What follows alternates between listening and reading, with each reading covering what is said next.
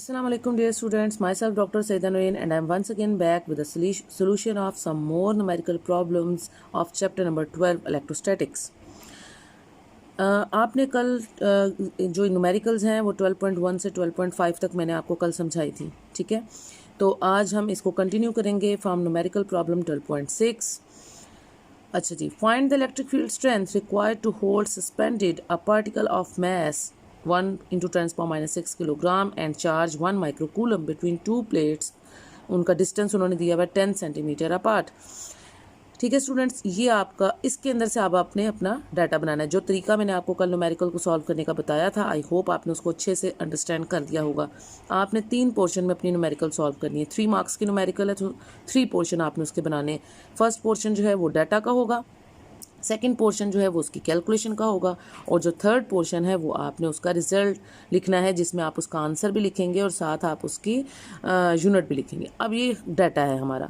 Data में आपने क्या चीज़ लिखनी है? चार्ज उन्होंने आपको दिया हुआ है 1 × 10⁻⁶, ये मैस है, इसका मैस आप लिखेंगे। चार्ज कितना दिया हुआ है? 1 माइक्रोकूलम, माइक्रो की प्रीफिक्स है, उसकी वैल्यू आप खोलें × 10⁻⁶ कूलम। ये प्रीफिक्स वगैरह खोलना इसलिए ज़रूरी है क्योंकि मैंने आपको कल भी बताया था, आज फिर बता रही हूँ कि जब भी आपने डाटा राइट डाउन करना है तो डाटा को SI यूनिट यानी सिस्टम इंटरनेशनल यूनिट्स में लिखना है। ये ज़रूरी है। डाटा का मतलब यही नहीं है कि आपने जो वैल्यूज़ दी हुई हैं आपने एज इट इज़ लिख देनी है। No, you have to write down your values after converting it in SI units और सिस्टम इंटरनेशनल यूनिट्स। अब ये देखिए 1 सेंटीमीटर अपार्ट जो डिस्टेंस है, आपने इसको क्या किया है? सेंटी की प्रीफिक्स यूज़ की, 100 से डिवाइड किया इसको, क्योंकि सेंटी बराबर होता है 10⁻⁻²। तो जब आप इसे 100 से डिवाइड करेंगे so this is 0.1 metre. No, you have write down your data in system international units. उन्होंने आपसे क्या मांगा है? ये भी तो डाटा में आता है ना। अननोन चीज़ क्या है जो आपसे वो रिक्वायर कर रहे हैं? वो क्या है जी? Electric field. आपने उसकी इलेक्ट्रिक फील्ड निकालनी है। सो इलेक्ट्रिक फील्ड आप उसमें लिख सकते हैं कि इलेक्ट्रिक फील्ड किस तरह से निकालेंगे। अब आप एक फार्मूला लगाएंगे। उन्होंने कहा है कि आपका जो एक ड्रॉपलेट है वो स्टैटिक है बिटवीन पॉजिटिव और negative charge plates, 2 oppositely charge plates के दरमियान में सस्पेंडेड है, और जाहिर सी बात है ना वो ऊपर जा रहा है ना नीचे आ रहा। तो इस पार्टिकल के ऊपर 2 फोर्सेस एग्जर्ट कर रही हैं। एक उसकी वेट की फोर्स आपको पता है हमेशा डाउनवर्ड होती है, और दूसरी जो फोर्स उस पर लग रही है वो इलेक्ट्रोस्टैटिक फोर्स लग रही है जो कि अपवर्ड है। ठीक है। When a charge is placed between 2 parallel oppositely charged plates then the 2 forces act on it. जब किसी चार्ज को आप 2 ऑपोजिटली चार्जेस, जिस तरह मिलिकन मेथड में आपने पढ़ा था कि जब आप कोई चार्ज पार्टिकल कोई भी एक पार्टिकल जो है या एक चार्ज जो है वो 2 ऑपोजिटली चार्ज प्लेट्स के दरमियान में रखते हैं तो उस पर 2 फोर्सेस लगती हैं। एक उसकी डाउनवर्ड फोर्स होती है due to its weight which is equal to mg, और दूसरी जो फोर्स होती है वो अपवर्ड डायरेक्शन में होगी जो कि उसकी इलेक्ट्रोस्टैटिक फोर्स होती है। ठीक है। और ये इलेक्ट्रोस्टैटिक फोर्स, चूंकि ये पॉजिटिव चार्ज पार्टिकल है, if we assume that this is a positive charge particle, so this positive charge particle जो है वो अपने आप को अट्रैक्शन फील करेगा अपने आप पर टुवर्ड्स नेगेटिव प्लेट। तो वो जो अट्रैक्शन वो फील कर रहा है वो इस फोर्स इलेक्ट्रोस्टैटिक फोर्स के जरिए से आप उसको कैलकुलेट करेंगे ना, F is equal to QE। और जो नीचे की तरफ जो फोर्स उस पर एग्जर्ट करी है वो उसके अपने वेट की वजह से कर रही है, W is equal to mg। When the charge, अगर आप चाह रहे हैं कि ये चार्ज सस्पेंडेड है बिटवीन 2 प्लेट्स तो तब उसकी इलेक्ट्रोस्टैटिक फोर्स जो है वो वेट के इक्वल हो जाएगी। अच्छा, उन्होंने चार्ज का कुछ नहीं आपको बताया कि चार्ज जो है पॉजिटिव है या नेगेटिव है, ये आपने खुद से अज्यूम किया। उन्होंने बस ये बताया कि होल्ड सस्पेंडेड। ठीक है, सस्पेंडेड और उसका मैस बताया। सस्पेंडेड का मतलब है एक चीज़ लटकी हुई है। ठीक है, लटकी हुई है इन 2 प्लेट्स के दरमियान में। अगर वो होल्ड सस्पेंडेड है, लटकी हुई है दोनों प्लेट्स के दरमियान में, फिर इसका मतलब है ये दोनों फोर्सेस जो हैं ये इक्वल फोर्सेस है, इक्वल एंड ऑपोजिट फोर्सेस। ऊपर इलेक्ट्रोस्टैटिक फोर्स लग रही है और नीचे उसकी वेट है। So these forces should be equal to each other. Electrostatic force should be equal to its weight, यानी जो उसका वेट है वो उसकी इलेक्ट्रोस्टैटिक फोर्स के बराबर होना चाहिए। तो इलेक्ट्रोस्टैटिक फोर्स का formula F is equal to QE का फार्मूला आपने पढ़ा हुआ है, और वेट जो है वो mg के इक्वल होता है। आपने दोनों की वैल्यूज डाली और यहाँ से E is equal to mg/Q। Mass की वैल्यू उन्होंने आपको दी थी वो आप पुट करें, 1 × 10⁻⁶ किलोग्राम। G जो है वो ग्रेविटेशनल कांस्टेंट होता है, आपको पता है उसकी वैल्यू 9.8 मीटर पर सेकेंड स्क्वायर होती है। और चार्ज उन्होंने आपको दिया है 1 × 10⁻⁶ कूलम। चार्ज के साथ कोई साइन नहीं है, इसका मतलब ये पॉजिटिव चार्ज है। तो पॉजिटिव चार्ज की अट्रैक्शन तो वो नेगेटिव की तरफ ही फील करेगा ना, लेकिन वो सस्पेंडेड है ड्यू टू इट्स वेट। वो जो वेट की फोर्स नीचे एक्ट कर रही है वो उसको ऊपर जाने नहीं दे रही। सो दोनों फोर्सेस बैलेंस कर रही हैं एक दूसरे को, इसलिए आपने उनको इक्वलाइज करा दिया और वहाँ से आपने अपनी इलेक्ट्रिक फील्ड जो है वो कैलकुलेट की 9.8 न्यूटन पर कूलम। अब जैसे कि स्टूडेंट्स आपने पहले भी पढ़ा था कि न्यूटन पर कूलम जो है वो यूनिट तो है ही इलेक्ट्रिक फील्ड की। There is another unit of electric field and that is known as volt per metre. तो आपने इसमें परेशान नहीं होना। You can write 9.8 newton per coulomb और either you can also write 9.8 volt per metre भी आप इसकी यूनिट लिख सकते हैं। ठीक है जी, दोनों जो है वो एक्सेप्टेबल है। उसके बाद आ जाए problem number 12.7। A particle having a charge of 20 electron, these are the number of charges. ठीक है, एन जो है वो 20 इलेक्ट्रॉन्स हैं, falls through a potential difference of 100 volts और पोटेंशियल डिफरेंस की वैल्यू यानी डेल्टा वी जो है वो आपको 100 वोल्ट दी है। कैलकुलेट द एनर्जी रिक्वायर्ड, आपने उसकी एनर्जी निकालनी है। अच्छा, अब चूंकि ये नहीं बताया कि इलेक्ट्रॉन्स हैं। अच्छा, नंबर इलेक्ट्रॉन्स के बारे में बताया। अब अगर ये इलेक्ट्रॉन्स हैं तो इलेक्ट्रॉन का चार्ज आपको पता होना चाहिए। What is the charge on electron? The charge one electron के ऊपर कितना चार्ज होता है? वो होता है 1.6 into 10⁻⁹ coulomb. So these are the number of electrons and this is the charge of one electron. You can calculate the total charge Q। जब आपने टोटल चार्ज निकालना है तो नंबर ऑफ इलेक्ट्रॉन्स को मल्टीप्लाई कर देना है चार्ज ऑफ वन इलेक्ट्रॉन से। आप दोनों को मल्टीप्लाई कर देंगे तो आपका टोटल चार्ज Q आ जाएगा। पोटेंशियल डिफरेंस उन्होंने ऑलरेडी आपको दिया है। अब उन्होंने कहा है एनर्जी निकालें। याद रखें स्टूडेंट्स कि मैंने आपको कहा था कि एनर्जी भी कौन सी? काइनेटिक एनर्जी, और जो वर्क डन होता है वो सेम फार्मूला आप यूज़ करते हैं। पोटेंशियल एनर्जी में आके थोड़ा सा फ़र्क पॉजिटिव नेगेटिव का आ जाता है। अभी हम अगली न्यूमेरिकल्स में देखेंगे कि जब काइनेटिक एनर्जी निकालेंगे, काइनेटिक एनर्जी हमेशा उसी डायरेक्शन में होती है जिस डायरेक्शन में वर्क होता है। और आपने पढ़ा हुआ है कि वर्क हम कैसे करते हैं? Against electric field. जब कोई चार्ज मूव कर रहा होता है, यानी वो अगर पॉजिटिव चार्ज और नेगेटिव की तरफ जाना चाहता है, आप वर्क डन हमेशा कैसे करते थे? उसको अगेंस्ट द, यानी नेगेटिव से पॉजिटिव की तरफ वर्क डन करते हैं। तो वो जो वर्क डन आप करते थे वो वर्क डन काइनेटिक एनर्जी के इक्वल होता है, पोटेंशियल एनर्जी के इक्वल नहीं होता, क्योंकि potential energy in the direction of electric field होती है। इसलिए पोटेंशियल एनर्जी की वैल्यू जो है जब आप वर्क डन निकालते हैं तो वो काइनेटिक एनर्जी के इक्वल होगा। पोटेंशियल एनर्जी के साथ नेगेटिव साइन आ जाता है। ठीक है, सो वर्क डन का मतलब है कि work done against electric field, और उस अगेंस्ट इलेक्ट्रिक फील्ड की डायरेक्शन में, जैसे ये ऊपर अभी आपने डायग्राम देखी, ये डायग्राम देखें। अब अगर मैं इस चार्ज पार्टिकल कहाँ जाना चाहता है? नेगेटिव की तरफ। अगर मैं इस पर वर्क कराना चाहूँगी तो मैं इसको कैसे मूव कराऊंगी? नेगेटिव से पॉजिटिव की तरफ। This is the work done against electric field. और ये जो मेरा work done against electric field होगा, ये ही आपकी काइनेटिक एनर्जी होगा। ठीक है, पोटेंशियल एनर्जी इसकी रिवर्स डायरेक्शन में होता है, इसलिए उसके साथ नेगेटिव साइन आता है। वो अभी हमें उसकी ज़रूरत नहीं है, अभी नेक्स्ट न्यूमेरिकल्स में हम देखेंगे। So kinetic energy which is the work done and it is equal to, मैंने आपको बताया था कि पार्ट 2 में आपने जो वर्क डन या काइनेटिक एनर्जी जो फार्मूला है वो कौन सा यूज़ करना है? Charge multiply by potential difference. ये चार्ज आपने टोटल चार्ज निकाल लिया है, इसकी वैल्यू डालें, मल्टीप्लाई बाय पोटेंशियल डिफरेंस उन्होंने आपको दिया 100 वोल्ट्स, वो पुट करें तो आपके पास ये जो काइनेटिक एनर्जी शुरू में आएगी, ये जो काइनेटिक एनर्जी आएगी ये जूल में आ रही है। आपको उन्होंने कहा है calculate the energy required by it in electron volt. तो आपने ये रिलेशन भी पढ़ा है कि 1 electron volt is equal to 1.6 into 10⁻⁻19 joule. अगर ये रिलेशन आपने पढ़ा तो इसका मतलब है आप अपनी इस वैल्यू को डिवाइड कर दें इस 1.6 इंटू 10⁻⁻19 जूल से, यानी ये इधर मल्टीप्लाई हो रहा है ना जूल। इस वैल्यू को अगर आप इलेक्ट्रॉन वोल्ट की वैल्यू से डिवाइड कर दे तो आपका आंसर जो है ये जो जूल वाला आंसर है, अगर आप इसको इलेक्ट्रॉन वोल्ट बनाना चाहते हैं तो आप इसमें जूल की जगह उसकी वैल्यू डाल दें। जूल किसके बराबर होता है? 1 जूल। किसके? यहाँ से आप 1 जूल निकाल सकते हैं ना। 1 joule is equal to 1 over this value multiply by electron volt. यानी सिंपली आपने अपने इस आंसर को, जो जूल वाला आंसर है, आपने इसको डिवाइड कर देना है 1.6 इंटू 10⁻⁻19 से। इस फैक्टर से जब डिवाइड करेंगे ये ऊपर नीचे कैंसिल आउट हो जाएगा और आपके पास जो आंसर आ जाएगा अपना, वो किस में आ जाएगा? Kinetic energy in electron volt. ठीक है students, whenever you have to convert your joule into electron volt, you have to divide your answer of joule by this value 1.6 into 10⁻⁻19। जब आप अपनी इस वैल्यू से डिवाइड कर देंगे अपने आंसर को, जो कि जूल में आ रहा होगा, तो फिर आपका आंसर जो है वो इलेक्ट्रॉन वोल्ट में आ जाएगा। Clear students? तो ये कन्वर्जन आपने हमेशा यूज़ करनी है जब भी आपने जूल को इलेक्ट्रॉन वोल्ट में कन्वर्ट करना है, कि अपना आंसर जो जूल में होगा, हमेशा शुरू में तो एनर्जी ऐसे यूनिट में ही आती है ना। इलेक्ट्रॉन वोल्ट तो एनर्जी की यूनिट है लेकिन स्मॉल यूनिट है, वैसे यूनिट नहीं है। अगर आपने उसे इलेक्ट्रॉन वोल्ट में बनाना ही है तो फिर आपको जूल वाले आंसर को इलेक्ट्रॉन वोल्ट में कन्वर्ट करने के लिए इस फैक्टर से डिवाइड करना पड़ेगा। ये छोटी छोटी चीज़ें हैं जो आपने याद रखनी है।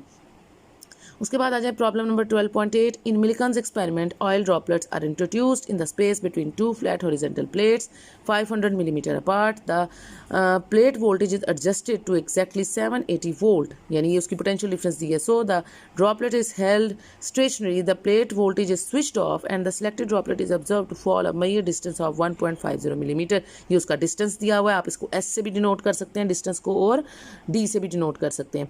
टाइम भी दिया हुआ है 11.2 सेकेंड्स के अंदर, ठीक है। ये पोटेंशियल डिफरेंस है, दिस इज डेल्टा वी, और ये डिस्टेंस बिटवीन द प्लेट्स है, ठीक है। तो ये आपने सारी चीज़ों का ध्यान रखना है। अब आपको यहाँ पर दो डिस्टेंसेस नज़र आ रहे हैं ना, देखिए एक ये 500 मिलीमीटर अपार्ट है, ये तो डिस्टेंस बिटवीन द प्लेट्स है, ठीक है। वैसे तो आप डिस्टेंस को डी और एस दोनों से डिनोट कर सकते हैं, लेकिन डिस्टेंस बिटवीन द प्लेट्स को आपने डी से शो करना है। और ये जो डिस्टेंस है ये उसको आप स्मॉल डिस्टेंस है जिससे वो ड्रॉप हो रहा है, ये आप एस से शो कर सकते हैं, ठीक है। तो बाकी टाइम भी दिया हुआ है। Given that the density of the oil जो है वो 900 किलोग्राम पर मीटर क्यूब, डेंसिटी भी दी है आपको, and the viscosity of the air, जो कोफिशिएंट ऑफ विस्कोसिटी ईटा है, उसकी वैल्यू आपने पढ़ी हुई है पहले पार्ट 1 में, 1.80 इंटू 10⁻⁵ न्यूटन पर मीटर स्क्वायर इंटू सेकेंड, ये भी दी हुई है। कैलकुलेट, आपने मैस कैलकुलेट करना है और charge on the droplet calculate करना है, ठीक है स्टूडेंट्स। तो मैंने आपको जैसे कि बताया कि वो जो डिस्टेंस बिटवीन द प्लेट्स है, ये आपका सारा डाटा है। डी वो 5 मिलीमीटर था, आप उसको लिख सकते हैं ऐसे यूनिट में कन्वर्ट करें, 5 इंटू 10⁻³ मीटर। पोटेंशियल डिफरेंस की वैल्यू डेल्टा वी के साथ भी लिख सकते हैं आप, वी वैसे मैं तो आपको सजेस्ट करूँगी आप डेल्टा वी से ही शो करें, और ये 780 वोल्ट्स है। एस जो है वो स्मॉल डिस्टेंस जिससे वो ड्रॉपलेट ड्रॉप हो रहा था, उसको आप एस से शो कर सकते हैं, 1.55 मिलीमीटर, इसको भी आप मीटर में कन्वर्ट करें इंटू 10⁻³ मीटर। टाइम जो है 11.2 सेकेंड। ईटा जो कोफिशिएंट ऑफ विस्कोसिटी दिया है वो लिखें आप, और उसके बाद रो जो है वो डेंसिटी उन्होंने आपको दी हुई है वो 900 किलोग्राम पर मीटर क्यूब, ये आप लिखें। आपने मैस और चार्ज जो है वो कैलकुलेट करना है। अब आ जाए सबसे पहले मैस, क्योंकि मैस कैलकुलेट होगा तो ही चार्ज कैलकुलेट होगा ना। मिलिकन मेथड में आपने पढ़ा हुआ है चार्ज का फार्मूला, उसमें मैस आता है, तो पहले आपको मैस कैलकुलेट करना पड़ेगा, then you can calculate the charge also, ठीक है। अब मैस का फार्मूला आप निकाल सकते हैं डेंसिटी से।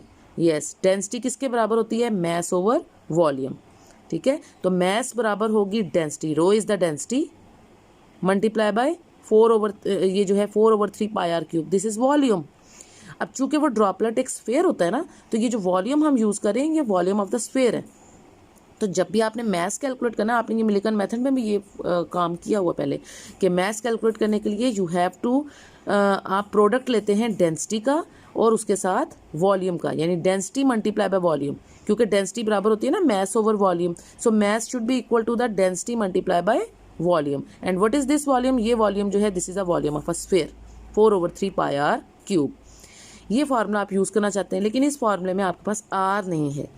आर जो है वो रेडियस ऑफ द स्फीयर होता है। तो आर कैलकुलेट करने के लिए आप सबसे पहले ये आप उसकी टर्मिनल वेलोसिटी निकाल सकते हैं। उस ड्रॉपलेट की टर्मिनल वेलोसिटी का मतलब है कि आपने वो फार्मूला पढ़ा ये होगा ना, S is equal to V T.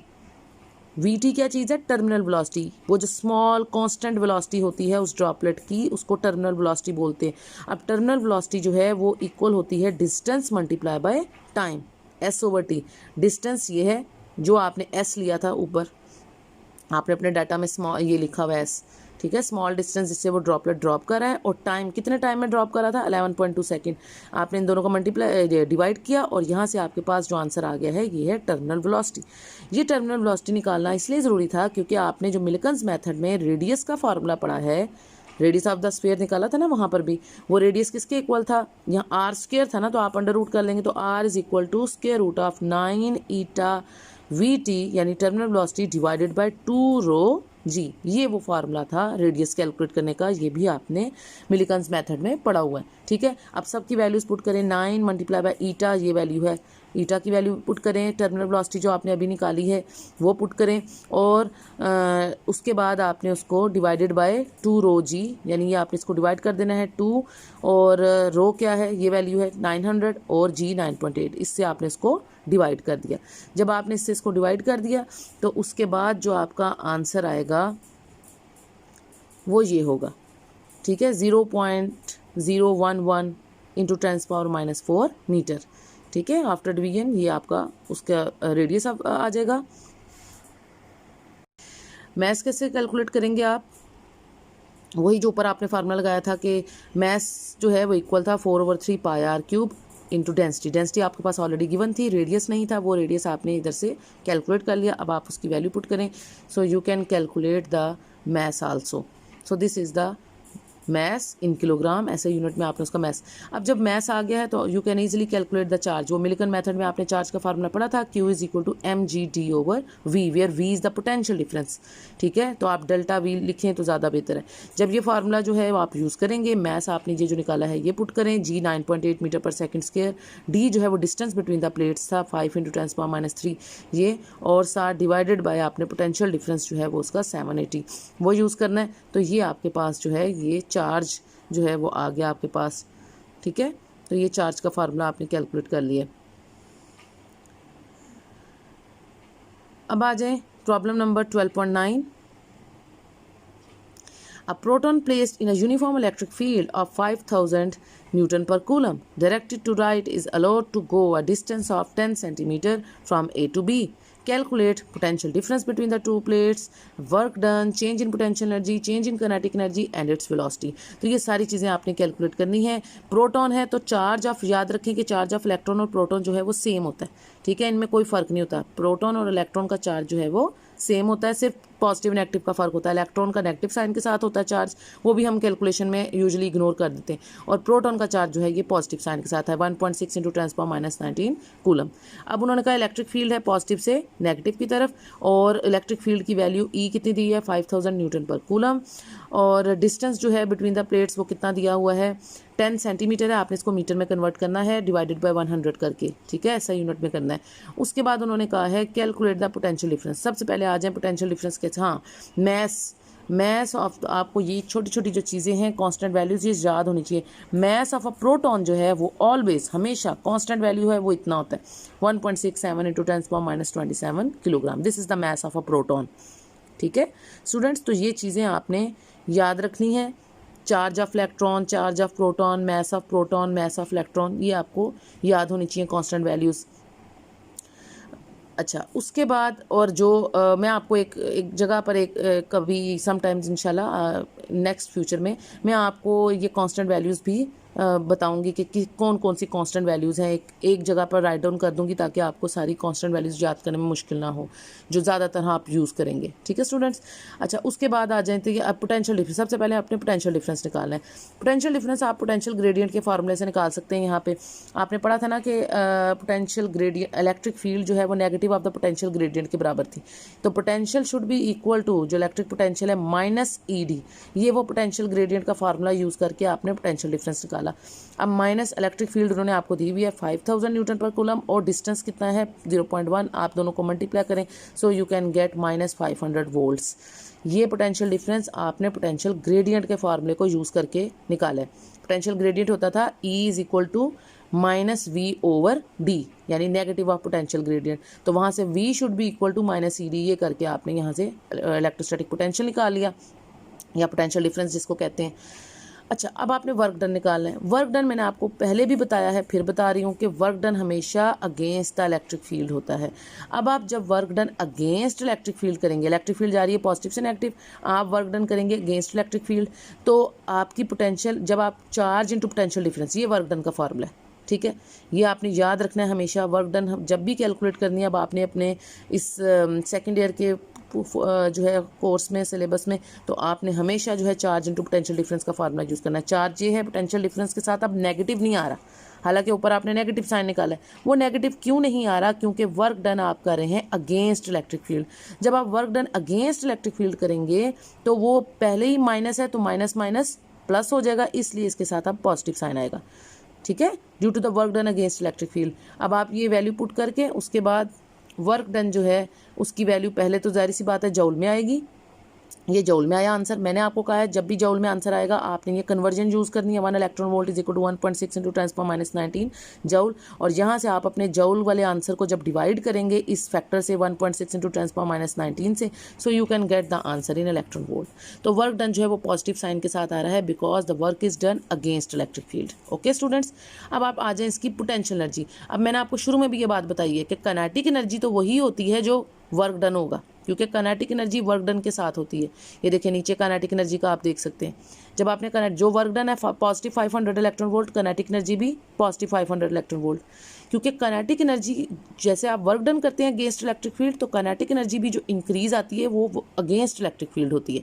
लेकिन जो पोटेंशियल एनर्जी होती है वो उससे ऑपोजिट होती है, उसमें भी चार्ज इंटू पोटेंशियल डिफरेंस का फॉर्मूला ही यूज़ होगा, लेकिन अब आप पोटेंशियल डिफरेंस में -500 वोल्ट यूज़ करेंगे। हालांकि पहले आप उसे +500 क्योंकि वो अगेंस्ट था, अब वो अगेंस्ट नहीं है। पोटेंशियल एनर्जी जो है वो in the direction of electric field होती है, ठीक है। ये आपने याद रखना है कि potential energy in the direction of electric field होती है, इसलिए उसके साथ ये नेगेटिव साइन खत्म नहीं होगा, जब हमने ऊपर कर दिया था नेगेटिव साइन खत्म। तो ये -500 वोल्ट इधर यूज़ होगा। और फिर उसी तरीके से जब आपका आंसर जो है वो पहले जूल में आएगा, आप उसको डिवाइड कर देंगे इस फैक्टर से 1.6 × 10⁻⁻19 से, तो आंसर तो वही आ रहा है 500 इलेक्ट्रॉन वोल्ट, लेकिन नेगेटिव साइन के साथ। Negative sign shows that the potential energy is decreasing, potential energy decrease हो रही है, क्योंकि जिस डायरेक्शन में वर्क डन होता है अगेंस्ट इलेक्ट्रिक फील्ड और काइनेटिक एनर्जी इंक्रीज होती है, उस डायरेक्शन में पोटेंशियल एनर्जी हमेशा डिक्रीज होती है। आपको पता है ना काइनेटिक एनर्जी और पोटेंशियल एनर्जी का क्या रिलेशन है। पोटेंशियल है तो दोनों एनर्जीज, लेकिन एक डायरेक्शन में अगर काइनेटिक एनर्जी वर्क डन के डायरेक्शन में है, यानी वर्क डन भी +500 वोल्ट, काइनेटिक एनर्जी भी Q × ΔV उसी तरह निकालना है, लेकिन अब इसके लिए भी V आप पॉजिटिव आ जाएगा। क्यों पॉजिटिव? क्योंकि ये in the direction of work done है ना, जिस डायरेक्शन में काम हो रहा है उसी डायरेक्शन में काइनेटिक एनर्जी भी हो रही है, क्योंकि kinetic energy due to motion होती है और वर्क डन भी ड्यू टू मोशन होता है। तो जिस डायरेक्शन में वर्क होगा उसी डायरेक्शन में काइनेटिक एनर्जी होगी, और वर्क कहाँ होता है? Against electric field. इसका मतलब है काइनेटिक एनर्जी भी कहाँ होगी? Against electric field. लेकिन जिस डायरेक्शन में काइनेटिक एनर्जी हो इंक्रीज हो रही है +500 वोल्ट, उस डायरेक्शन में जो आपकी पोटेंशियल एनर्जी है वो हमेशा डिक्रीज होती है। दैट्स वाई पोटेंशियल एनर्जी के साथ कौन सा साइन आता है? Negative sign. ये वैसे ही है जो आपने ग्रेविटेशनल पोटेंशियल एनर्जी और काइनेटिक एनर्जी के बारे में अपने पार्ट 1 में पढ़ा हुआ है सारा कुछ, ठीक है ना, कि जैसे अगर ऊपर से नीचे कोई चीज़ आती है तो उस वक्त उसकी काइनेटिक एनर्जी इंक्रीज हो रही होती है और पोटेंशियल एनर्जी डिक्रीज हो रही होती है। सिमिलरली अब हम ये कह रहे हैं कि वर्क हो रहा है अगेंस्ट इलेक्ट्रिक फील्ड और काइनेटिक एनर्जी भी हो रही है अगेंस्ट इलेक्ट्रिक फील्ड, लेकिन उस वक्त जो उसकी पोटेंशियल एनर्जी है उसमें क्या आ रहा है? डिक्रीज आ रहा है, ठीक है। So kinetic energy will always be in the direction of work, but potential energy is opposite to the direction of kinetic energy and work. Okay students, I hope आपको ये पॉइंट मेरा अच्छे से समझ में आ गया होगा। अब आपने चूंकि वेलोसिटी निकालनी है तो वेलोसिटी के लिए काइनेटिक एनर्जी का फार्मूला जो है वो ½ जो उसका अपना फार्मूला होता है, और यहाँ से आप V स्मॉल लिखेंगे क्योंकि पोटेंशियल का V आप कैपिटल लिखते हैं, तो उस V के साथ आपने इस V को कंफ्यूज नहीं करना। सो अब आप दोनों तरफ का ये 2 इधर मल्टीप्लाई हो जाएगा 2 times of delta kinetic energy और divided by mass and take square root on both sides. दोनों तरफ का जब आप स्क्वायर रूट लेंगे तो V के ऊपर से स्क्वायर खत्म हो जाएगा और दूसरी तरफ स्क्वायर रूट आ जाएगा, और आप वैल्यूज पुट करें। 2 टाइम्स ऑफ काइनेटिक एनर्जी आपने निकाली है 500, और साथ ही आपने मास भी निकाला है 1.67, वो वैल्यू आपको पता है मास ऑफ द प्रोटॉन की 1.67 × 10⁻⁻27, ठीक है जी। लेकिन अब आपने ये याद रखना है कि आपने इलेक्ट्रॉन वोल्ट वाली वैल्यू ही इधर पुट नहीं कर देनी। जब आपने ये वैल्यू इधर डालनी है काइनेटिक एनर्जी, जब कैलकुलेशन करनी है तो SI यूनिट में ही करनी है। इसका मतलब है आपने इस इलेक्ट्रॉन वोल्ट को दोबारा कन्वर्ट कर दिया है जूल में, इसको मल्टीप्लाई करके। जैसे जूल को इस वैल्यू से डिवाइड करके इलेक्ट्रॉन वोल्ट बनाते थे, यानी 1.6 × 10⁻⁻19 से डिवाइड करते थे तो इलेक्ट्रॉन वोल्ट बनता था। इसी तरह इलेक्ट्रॉन वोल्ट वाली वैल्यू को जब आप दोबारा जब इस फैक्टर से मल्टीप्लाई कर देंगे 1.6 × 10⁻⁻19 से, तो ये जूल में कन्वर्ट हो जाएगी। तो आपने दोबारा इसको SI यूनिट में कन्वर्ट करके काइनेटिक एनर्जी को फिर अपनी कैलकुलेशन में यूज़ करना है, क्योंकि कैलकुलेशन जो है वो हमेशा SI यूनिट्स में होती हैं। अब आप ये कैलकुलेट कर लें, अंडर इसको मल्टीप्लाई करें, डिवाइड करें, स्क्वायर रूट लें, तो ये आपकी वेलोसिटी आ गई है, ठीक है, जो आपने कैलकुलेट करनी थी। ओके स्टूडेंट्स, आई होप कि ये जो है ये इनफ है फॉर टुडे। इंशाल्लाह अगली जो 3 न्यूमेरिकल्स आपकी रिमेनिंग रह गई हैं वो हम इंशाल्लाह कल करेंगे, और मैं इसीलिए थोड़ी थोड़ी करके करा रही हूँ कि आप इन चीज़ों को अच्छे से अंडरस्टैंड करें, इनकी प्रैक्टिस करें, रिटन फॉर्म में भी करें, और कोई भी मसला हो, परेशानी हो तो मुझे कमेंट करें, लाइक करें, सब्सक्राइब करें, शेयर करें, और अपना बहुत सारा ख्याल रखें, दुआओं में याद रखें। अल्टिल द नेक्स्ट लेक्चर इंशाल्लाह टुमारो मैं अगली जो लास्ट 3 न्यूमेरिकल्स हैं, 4 न्यूमेरिकल्स हैं हमारी रह गई हैं, हम वो भी करेंगे, आप भी प्रैक्टिस करें। Until the next lecture, take care, अल्लाह हाफिज़।